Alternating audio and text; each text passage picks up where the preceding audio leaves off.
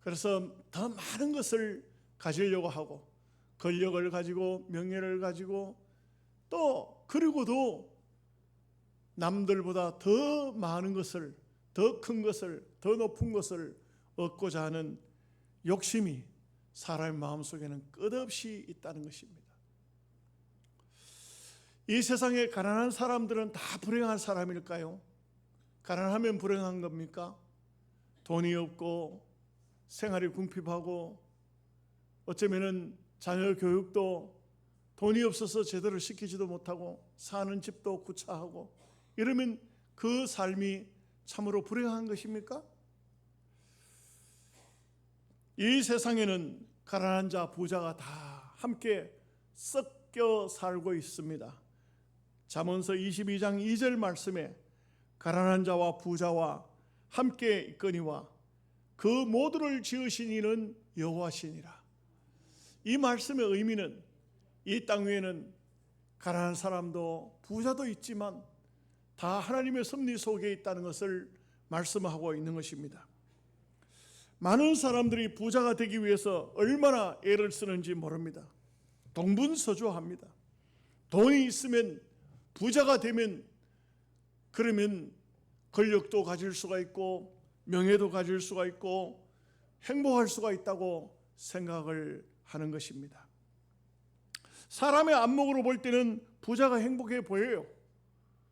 부자라는 것은 얼마나 참 자신의 삶이 윤택합니까?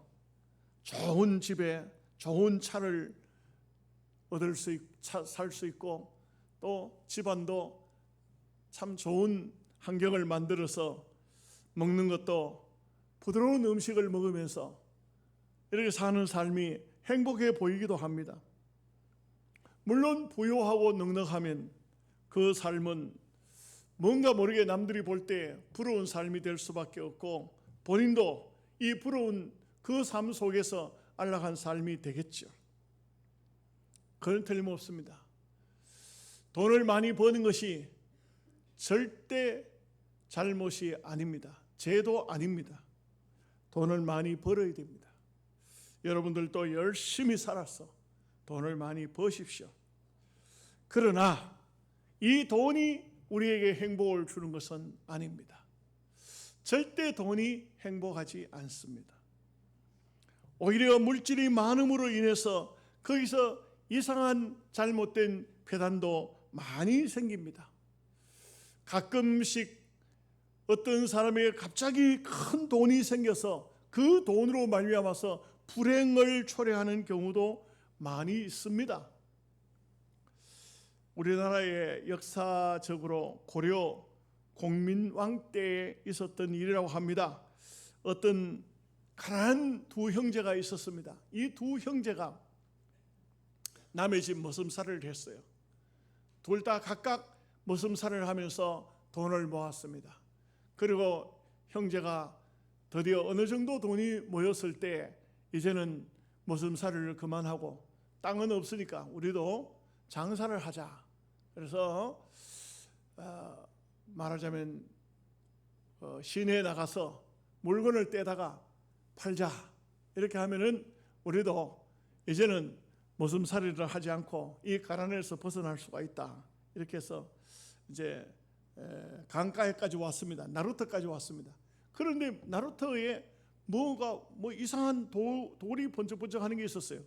그래서 형제간이 형님 저게 뭡니까? 글쎄 뭔가 가보자. 갔더니 금덩어리가 두 개가 있었습니다. 그 두 형제가 그 금덩어리를 주서 야 이거 웬일이냐? 이거 웬 금덩어리냐? 그래서 하나씩 놔두어 가지고 드디어 읍내로 나룻배를 타고 나가는 길인데 한참 가다가 중간쯤 갔을 때 동생이 그 금덩어리를 그 강에다가 펑 던졌습니다. 형이 보고는 깜짝 놀라서 쳐다보는 동생이 하는 말이 형님 너무 죄송합니다. 내가 금덩어리가 없을 때는 나는 형님 밖에는 이 세상에 없다고 생각했는데 내가 그 금을 줍고 난 다음에 내 마음속에 이상한 생각이 떠오르기 시작했습니다. 형님이 없었다면 내가 금덩어리를 2개 다 가질 수가 있었는데 이런 욕심이 생겨서 제가 형님께 용서를 빕니다. 그래서 금덩어리를 강에다 던져버렸습니다. 그 형님도 하는 말이 아부야 나도 똑같은 생각을 했다. 그러면서 자기가 가지고 있던 금도 강에다가 던져버렸다고 합니다. 여러분 김포 있죠. 김포는 금을 던진 포구라는 뜻이랍니다. 김포의 전설이에요.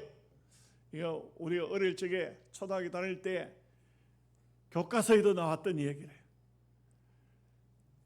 물질이 형제의 우애를 갈라놓을 수도 있었기 때문에 그 물질을 오히려 버림으로써 그 형제들은 서로 아끼고 사랑하게 됐다는 그런 얘기이기도 하고 실제로 그런 일이 있었는지는 정확히는 알 수 없지만 김포라는 곳이 바로 그렇게 해서 생겼다고 합니다. 오늘 본문의 부자와 나사로 이야기를 대조적으로 볼 수가 있습니다. 부자는 건강했습니다. 자색 옷을 입었습니다. 화롭게 연락했습니다. 그야말로 온갖 사내의 진미를 먹으면서 살았던 것입니다. 이 부자에게 있어서는 아무것도 부족함이 없었습니다. 그러나 그 집 대문간에는 나사로라는 거지가 있었습니다. 이 거지는 온몸에 헌대를 앓고 있었고 심지어는 개들이 와서 그 헌대를 핥고 있었으며 그에게 먹는 음식이란 부자가 먹다가 버린 그 찌꺼기를 먹는 것이 그의 삶이었습니다. 그런데 어느 날 어느 순간인가 이 부자도 죽고 이 거지도 죽었다고 성경은 말하고 있습니다. 그런데 놀라운 것은 이 부자가 어디에 갔냐면 뜨거운 지옥불에 떨어진 것입니다. 나사로를 이렇게 보았습니다. 아브라함의 품에 있는 행복한 나사로를 보면서 아버지 아브라함이여 물 한 방울이라도 찍어서 내 혀끝에 대해 주십시오. 내가 이 뜨거운 불못에서 괴로워합니다 하는 이런 얘기를 오늘 본문에서 하고 있습니다.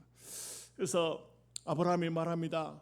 너는 살았을 때 좋은 것을 다 받았고 나사로는 땅에서 사는 동안 고난을 받았느니라. 여러분 고난을 받는다고 천국 가고 잘 먹고 잘 산다고 지옥 갑니까? 절대 그런 것은 아닙니다. 여기에 핵심이 있습니다. 고난을 받았다는 것은 그리스도 예수 때문에 이 나사로는 아마 정확히 알 수 없지만 예수님께서 이 말씀을 하실 때에 그 당시 유대적인 풍습이 어떠냐? 예수님을 믿게 되면은 예수님을 영접하게 되면 그 사회 속에서 추방을 당하게 됩니다. 재산도 다 잃어버리고 가족을 떠나야 됩니다. 아마 잘은 모르지만 이 나사로가 고난을 당한 것은 예수님을 영접했기 때문에 유대 사회 속에서 출교를 당한 것이 아닌가 그렇게 싶어집니다. 그렇기 때문에 주님이 인정하는 고난이라 이렇게 볼 수가 있습니다. 그러나 이 나사로는 달랐습니다. 부자는 달랐습니다. 부자는 어떻게 해서 부자가 되는지 모르지만 아마 부모가 유산을 물려줬을 수도 있고 자기가 어떤 사업을 해서 큰 부유함을 얻었을 수도 있습니다. 그러나 이 부자는 그 대문간에 있는 나사로를 돌봐줄 생각은 하지 않았습니다. 이 부자는 어려운 사람을 외면했습니다. 그 참 재수 없이 우리 집 대문간에 왜 저런 거지가 와 있지?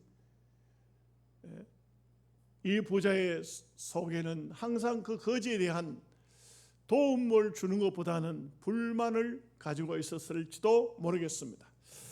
이 땅 위의 부자는 많은 것을 가지고 있지만 많은 것을 가진 사람일수록 나눌 줄을 모릅니다.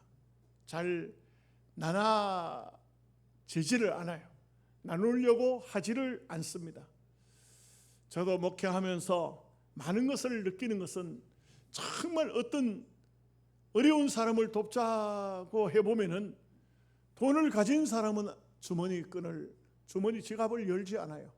그런데 대부분 보면 도움을 받아야 될 것 같은 그런 분들이 돈을 헌금을 하고 남을 어려운 사람을 돕겠다고 하는 거 보면 참 그 마음 자세가 이상하다 하는 생각을 합니다. 빌립보서 3장 19절 말씀에 그들의 마침은 멸망이요 그들의 신은 배요 그 영광은 그들의 부끄러움에 있고 땅의 일을 생각하는 자라. 시편 17편 14절에 여호와여 이 세상에 살아 있는 동안 그들의 분깃을 받은 사람들에게서 주의 손으로 나를 구원하소서. 그들은 주의 제물로 배를 채우고 자녀들로 만족하고 그들의 남은 산업을 그들의 어린아이들에게 물려주는 장인이다. 이 세상의 많은 부자들이 대부분이 그렇습니다. 이 많은 부자들이 하나님께서 주신 것을 모릅니다. 그리고 그 많은 물질을 통하여서 그들은 자기들이 배를 채우고 자녀들로 만족하고 그리고 남은 산업은 자기 자식들에게 물려주는 것으로 그의 삶이 마감이 되어지는 것입니다. 오늘 이 땅 위에는 수많은 사람들이 정말 하나님을 바라보고 하나님만 생각하고 하나님을 기대고 하나님을 의지하면서 사는 사람이 얼마나 될까요? 대부분의 사람들은 세상의 즐거움을 쫓아 쾌락을 쫓아 정신과 몸을 불사르고 온갖 정욕적인 삶을 살고 멸망할 짐승처럼 살고 있는 사람들이 얼마나 많습니까? 우리는 이 땅 위에 사는 삶을 정말 인생이 왜 사는지, 내가 왜 살아야 되는지, 오늘 하루도 어떤 삶을 살아야 할 것인지 분명하고 확실한 신앙관을 가지는 것이 매우 중요하겠다는 생각을 합니다. 언제 어느 순간인가 죽음이라는 것은 아주 쉽게, 너무나도 쉽게 눈앞에 다가올 수 있습니다. 한순간에 죽음이 다가올 수 있습니다. 그럴 때에 과연 내가 하나님 앞에 어떻게 설 것인가? 이것은 굉장히 중요한 문제라고 생각합니다. 첫째로 부자나 가난한 자나 어느 날 어느 순간인가 죽음이 온다는 사실입니다. 부자라고 안 죽느냐? 절대 그렇지 않습니다. 부자도 죽고 가난한 자도 죽습니다. 사람에게 죽음은 히브리서 9장 27절 말씀에 한 번 죽는 것은 사람에게 정해진 것이요 그 후에는 심판이 있으리니. 하나님, 이 땅 위에 사는 모든 인생에 하나님은 죽음이라는 것을 예약해 놓았습니다. 여러분, 안 죽을 사람이 있습니까? 우리는 이 땅 위에 살다가 어느 순간인가 반드시 죽음을 맞이하게 됩니다. 반드시 맞이하게 됩니다. 죽지 않을 사람은 아무도 없습니다. 진시황이 불사약을 구했지만 불사약을 구했는지 못 구했는지는 모르지만 죽었습니다. 이 땅 위에는 아무리 항우장사도 미인제사도 아무리 어떤 과학자도 철학자도 어떤 사람도 다 죽었습니다. 이 세상 사는 사람은 죽지 않을 사람은 아무도 없습니다. 시편 49편 9절에서 10절 말씀에 그가 영원히 살아서 죽음을 보지 않을 것인가? 그러나 그는 지혜 있는 자도 죽고 어리석은 자도 무지한 자도 함께 망하며 그들의 재물은 남겨두고 떠나는 것을 보게 되리로다. 이 땅 위에는 어떤 인생도 어떤 사람도 결국은 영원히 살 것처럼 하지만 다 두고 떠나야 됩니다. 다 두고 떠나야 됩니다. 우리 주변에서도 어떻습니까? 우리 주변에서도 어떤 분이 성공 좀 했는가 봐요. 그래서 자기 장인 어른은 세상을 떠났는데 부모님은 모르겠어요. 소문이 그래요. 장모님을 위해서 집을 한 채 지었어요. 성공했으니까 집을, 좋은 딸을 줘서 행복하게 사니까 감사하죠. 장모님 위해서 좋은 집을 집을 지어서 하나 마련해 드리고 이제 잘했다고 자기 장인 묘에 가서 인사를 하는 거예요. 절을 하는데 말벌이가 한 마리가 곧 탁 나와가지고 탁 한 방 쐈는데 그 길로 119에 전화는 걸었지만 119 오기 전에 숨이 끊어지고 말았어요. 우리 주변에 있어. 영향했어. 여러분, 이 땅 위에는 참 인생의 삶이라는 것이 얼마나 허무하고 얼마나 기가 막히는지 몰라요. 한순간에 끝이 날 수 있어요. 자, 다음에 봅시다. 다음에 못 볼 수 있어요. 아니면 이따가 만납시다. 이따가 못 만날 수도 있어요. 시편 90편 10절 말씀에 우리의 연수가 70이요 강건하면 80이라도 그 연수의 자랑은 수고와 슬픔뿐이요 신속히 가니 우리가 날아가나이다.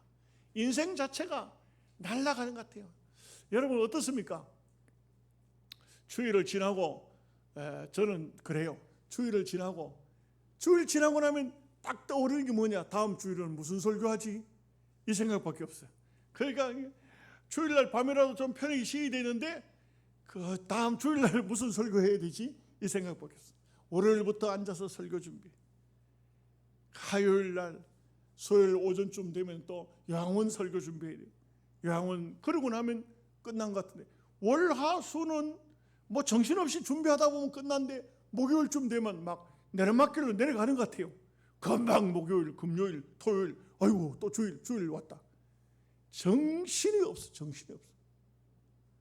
아침에 눈 뜨고 하루를 시작하는 것 같은데 벌써 아마 보면 저녁이요. 이거 뭐 얼마나 바쁜지 모르겠어요. 여러분은 안 그렇죠? 영양은 세월이 천천히 가죠. 이상하게 빨라. 와, 얼마나 빠른지 몰라요. 제가 영양 온 지가 벌써 35년이라. 솔직히 저는 영양 처음 올 때 한 3년쯤 있다가 나가야 되겠다 이런 마음을 먹었는데 어느새 발목에 마치 강아지 사다가 목걸이 목줄 매놓듯이 그 매여가 뭐 매였는지 어느새 그만 한 인생이 다 돼버리고 말았어요. 참 빠른 세상. 제가 이렇게 보면요, 저하고 같이 함께 신앙생활을 했던 분들은 다 벌써 아마 염색을 했지 허여졌어. 새로운 분들 이제 저도 갈 때가 됐고 여기 있는 모든 어른들도 저와 함께 신앙생활에 오던 분들은 이제 갈 날이 멀지 않았어요. 다 보니까 한 세대는 가고 또 한 세대는 새로이 오는 것이죠. 이게 바로 인생이 같아요. 베드로전서 1장 24절에서 25절 모든 육체는 풀과 같고 그 모든 영광은 풀의 꽃과 같으니 풀은 마르고 꽃은 떨어지되 오직 주의 말씀은 세세토록 있도다. 인생 자체가 풀과 같다. 풀이 얼마나 많은지 몰라요. 풀은 어디 가든지 많아. 풀이 많아. 인생의 영광이라는 것은 그 풀에 달린 꽃, 작은 꽃, 그 작은 꽃과 같은 것이 인생의 영광이다. 꽃이 떨어지고 나면 그 다음에 이 풀은 어떻게 됩니까? 풀은요 아무리 싱싱하고 아무리 훌륭한 풀이 있겠습니까만 훌륭한 풀이라 할지라도 찬바람이 불고 서리가 내리면 그냥 끝나는 거예요. 그냥 끝나는 것입니다. 우리가 이 땅 위에 사는 삶이라는 것은 한순간 어느 때에 다 끝이 날 수 있는 것입니다. 그렇기 때문에 우리는 이 땅 위에서 어쨌든 간에 하나님께서 내게 주신 사명의 길이 무엇인지, 하나님께서 내게 어떤 은혜를 베풀어 주셨는지, 하나님 주신 은혜, 하나님께서 내게 주신 사명, 이것을 잘 감당해야 됩니다. 서울의 강남에 어떤 집을 리모델링하기 위해서 할머니 한 분이 이제 영감님하고 살다가 영감이 세상 떠나고 할머니가 자식들이 어머니 집을 좀 그렇게 좀 너무 집이 허술하니까 리모델링을 좀 해서 좀 집을 단장해서 사십시오. 그래서 사람을 리모델링을 하러 불렀어요. 그랬더니 부부가 왔어. 부부가 와가지고 이제는 필요 없는 건 다 막 이게 철거하고 새로 하는 거예요. 예, 할머니는 그 일을 시키고 그 감독하는 건 아니잖아요. 나가고 난 다음에 벽을 하나 허무니까 거기에 금이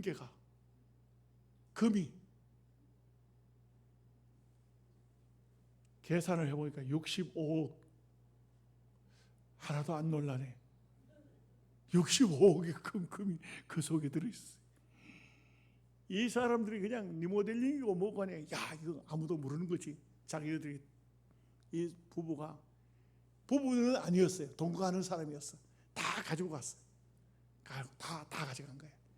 가져가 집에 갖다 놓고 그걸 한 덩어리를 팔아가지고 그래가지고는 막 온갖 좋은 걸 다 샀어. 신나는 거야.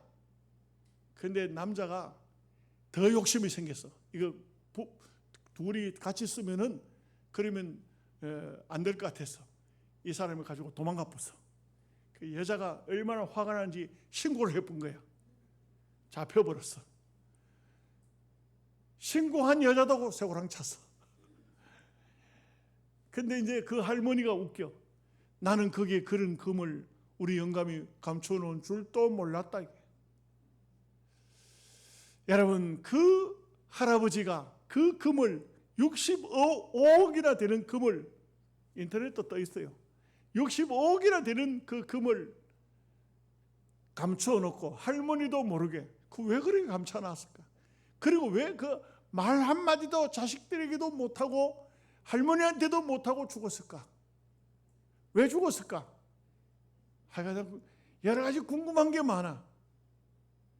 그러나 다 소용없어요. 여러분, 집안에 감춰놓은 거 끄잡아내요. 끄잡아내.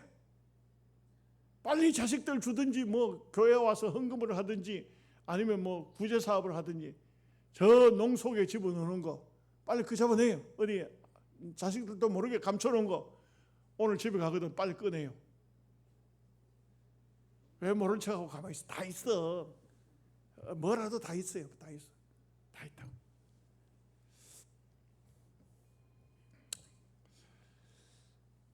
두 번째 우리가 생각할 말씀이 있습니다.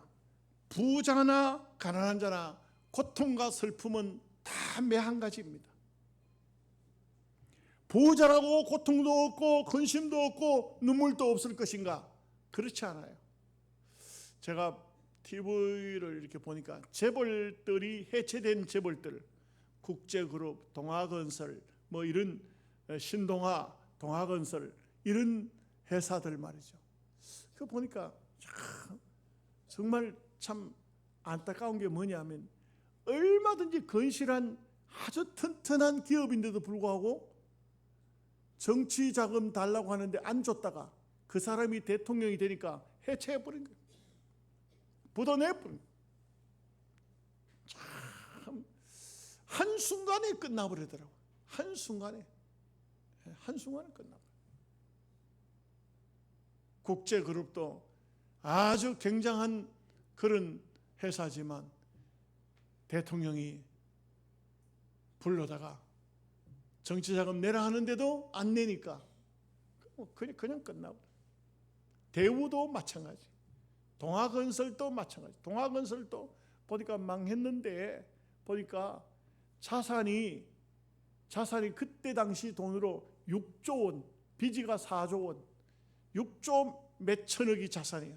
그리고 빚은 4조 몇천억밖에 안 돼. 그런데 불과 1조도 안 되는 그런 어떤 문제가 생겼을 때 정부에서 딱 막으니까 이 돈이 유통이 안 되니까 그 다음에 교섭이 들어오기를 뭐냐면 당신 다 내려놔라. 그러면 회사 살려줄게. 그래서 내려놨더니 회사를 완전히 말아먹었습니다. 야, 그 참 정치인들이 무섭더라고요. 무서워요. 대통령이 무섭더라고요. 대통령이 어느 한 기업 한번 손대면은 그냥 살리는 것은 쉽지 않고 죽이는 것은 간단하더라고요. 그래서 권력자들이 아주 권력을 손에 넣으려고 그렇게 애를 쓰는가 봐요. 참 보면 우리나라에도 보면 역대 기업들이 얼마나 힘들겠어요. 정치하는 사람들이 정치 자금 달라 하면 줘야 되고 또 정치 자금 줬다고 또 붙잡아다가 정권이 바뀌면 또 감옥에 집어넣고 여러분 그런 부자가 아닌 것도 감사해야 됩니까? 이게 뭐 어떻게 된 거예요? 이게 웃기는 얘기로 그런 얘기가 있어요. 큰 집에 불 탔는데 거지 아들하고 둘을 쳐다보면서 거지 아버지가 하는 말이 얘야 아버지 너는 행복한 줄 알아라. 너의 집은 불탈 곳이 없단다. 그게 행복이. 하여간 여러분 보십시오. 세상에는 많은 것을 가지고 있다고 해가지고 그 사람이 눈물도 근심도 걱정도 없을까? 그렇지 않습니다. 가지고 있으면 가지고 있는 대로, 많은 것을 얻었으면 얻은 대로 그 사람에게도 여러 가지 고민이 있고 걱정이 있고 그렇다 이 말이죠. 옛날 영국 황제 루이스가 그런 얘기를 하잖아요. 루이스라는 사람이 너무너무 머리 아픈 골머리 아프니까, 그러니까 저녁에 바람을 쐰다고 나왔는데 그 물레방아, 옛날 얘기겠죠. 물레방아가 돌아가는데 그 물레방아간에서 노래 소리가 들리는 거야. 세상 사람 날 부러워 아니하여도 나도 역시 세상 사람 부럽지 않네. 하나님의 은혜를 생각할 때에 할렐루야 찬송이 저절로 나네. 그 루이스가 황제가 물레방가를 이렇게 보니까 어떤 사람이 혼자 그 노래를 중얼중얼 하고 있는 거야. 그래서 참 루이스가 말이에요. 물레방가로 간 거예요. 아이고 이 서민이 황제를 만났으니 어떻게 됩니까? 막 자네 그러지 말게. 하나님 앞에 나나 자네나 다 똑같은 사람이야. 그래 자네는 이 삶이 행복한가? 예, 행복합니다. 아무 걱정이 없습니다. 나는 가난하게 사니까 세금 낼 걱정도 없고, 누가 내보고 군에 오락하지도 않고, 전쟁이 난들 이 땅 위에 무슨 문제가 생기들 내가 무슨 문제가 있겠습니까? 그러니까 이 황제가 얼마나 기가 막힌지, 아이고 자네가 내보다 낫네. 나는 참 골머리 아파 죽겠네 이거. 그래 아껴 부르던 노래 한번 더 불러보게 하니까 다시 또 불러. 세상 사람 날 부러워 아니하여도 영국 황제 루이스가 날 부러워해. 할렐루야. 오히려 가난한 사람이 오히려 더 행복하더라. 그렇다고 해서 여러분 가난하라는 말은 아니에요. 가난한 것은 불행해. 가난하면 안 돼요. 가난해가지고 자식들 교육도 못 시키고 이렇게 하면 안 돼요. 열심히 사세요. 열심히 살고 그렇게 하지만, 그러나 분명한 것은 물질이 다가 아니다. 물질이 절대 행복한 것은 아니다 이 말씀이죠. 그 다음에 한 가지는 부부자도 나사로도 예수 안 믿으면 지옥 갑니다. 이게 틀림없는 진리예요. 반드시 예수 그리스도를 믿을 때 영원한 생명이 주어지는 것입니다. 그래서 우리는 이 땅 위에 사는 삶 속에 어떤 것도 우리가 꿈을 꾸기도 하고 취하기도 하지만, 그러나 그것으로 만족하면 안 돼요. 분명한 것은 이 땅 위에서 사는 삶이 끝이 났을 때 다음 세상을 생각할 수 있어야 돼요. 영원한 세계, 주님의 나라, 내 삶이 육신이 끝이 났을 때 내가 갈 수 있는 곳, 영적인 세계를 믿음으로 바라보는, 믿음으로 생각하고 또 그 믿음으로 그곳에 갈 때까지 잘 땅 위의 삶을 아름답게 사시기를 주님의 이름으로 축복합니다. 아멘. 기도하겠습니다.